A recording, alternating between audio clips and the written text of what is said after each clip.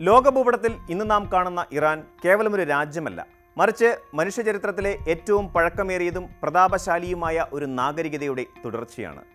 2026 മാർച്ചിലെ യുദ്ധഭീഷണികളും രാഷ്ട്രീയ അനിശ്ചിതത്വങ്ങളും പശ്ചിമേഷ്യയെ ഉലയ്ക്കുമ്പോൾ ഈ നാഗരികതയുടെ വേരുകൾ തിരയുന്നത് ഇറാന്റെ ഇന്നത്തെ നിലപാടുകളെ മനസ്സിലാക്കാൻ അത്യന്താപേക്ഷിതമാണ്.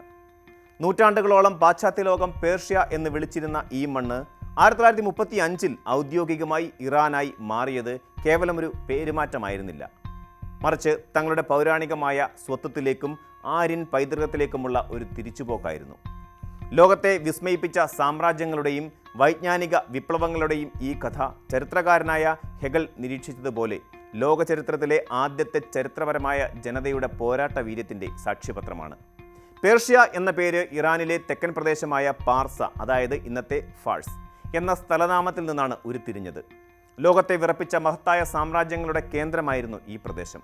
അതിനാൽ തന്നെ ഗ്രീക്കുകാരും അവരെ തുടർന്ന് വന്ന പാശ്ചാത്യരും ഈ രാജ്യത്തെ പേർഷ്യ എന്ന് വിളിച്ചു പോന്നു.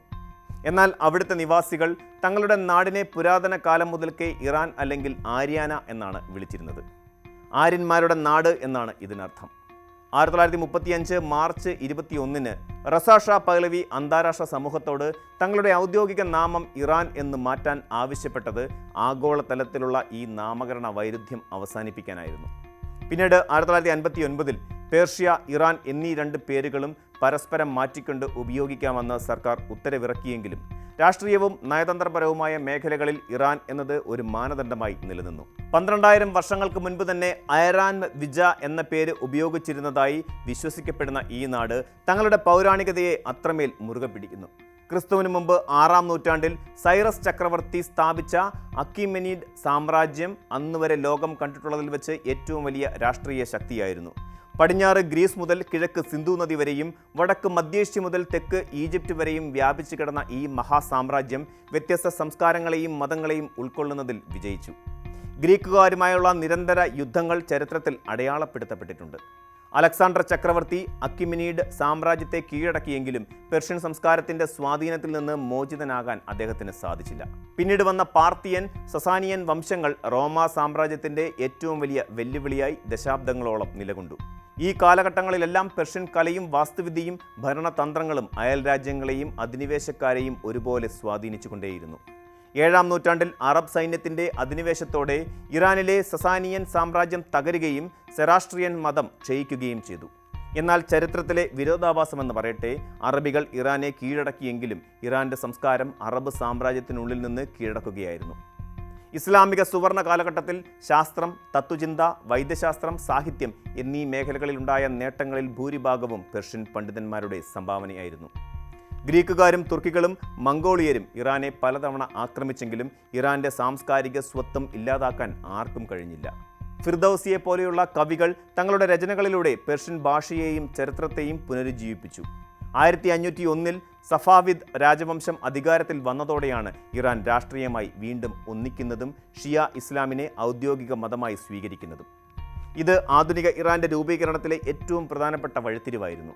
20-ാം നൂറ്റാണ്ട് ഇറാന് പരീക്ഷണങ്ങളുടെ കാലമായിരുന്നു.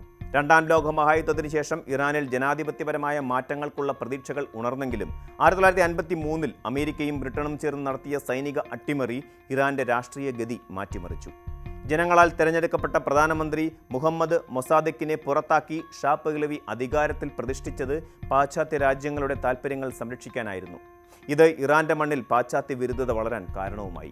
ഒടുവിൽ 1979 നടന്ന ഇസ്ലാമിക വിപ്ലവം രാജഭരണത്തെ എന്നേക്കുമായി തൂത്തെറിയുകയും ഇറാനെ ഒരു ഇസ്ലാമിക റിപ്പബ്ലിക്കായി പ്രഖ്യാപിക്കുകയും ചെയ്തു. അന്നു മുതൽ അമേരിക്കയും ഇസ്രയേലും ഉൾപ്പെടെയുള്ള രാജ്യങ്ങളുമായി ഇറാൻ നിരന്തരമായ ശീതയുദ്ധത്തിലാണ്.